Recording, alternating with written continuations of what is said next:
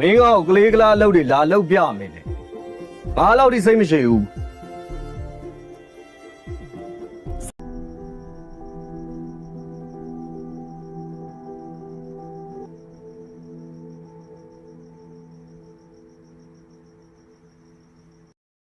ကျမကိုရှင်းရဲ့ credit card ပေးပါ credit card ဘာလုပ်လို့ ကလေးနဲ့ shopping ထွက်မယ် မင်းကကလေးကလားအလုပ်တွေလာလုပ်ပြမယ်လေ And I'll go pitching about.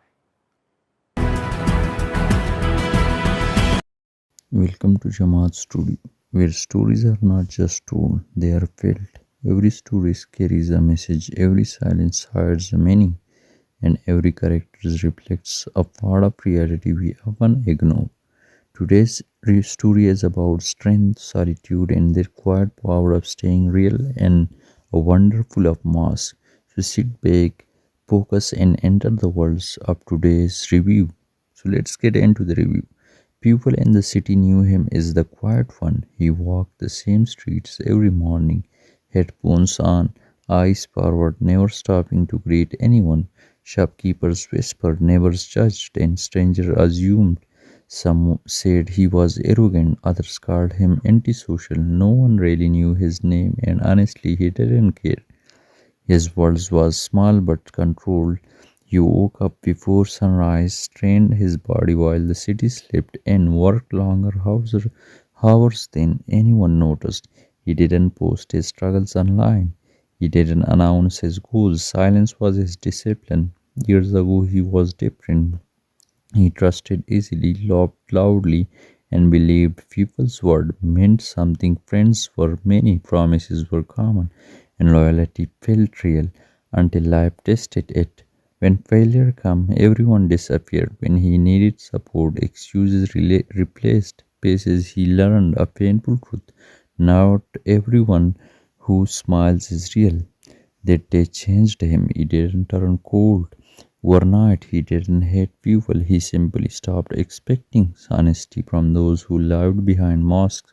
Slowly, he chose distance over drama, silence over explanation, and self-respect over approval. One evening, while sitting alone at a roadside cafe, a man approached him. "You are always alone," the man said casually. "And do not you get lonely?" He looked up calm and unbothered. "I am alone," he replied. "I am selective." The man laughed, not understanding. Most people didn't. They thought loneliness was weakness. They never realized solitude was a choice. At work, he let his results speak. While others complained, he improved. While others gossiped, he focused. Promotions followed, respect followed quietly. The same people who once ignored him now tried to talk, to reconnect, to benefit, and he kept his boundaries firm.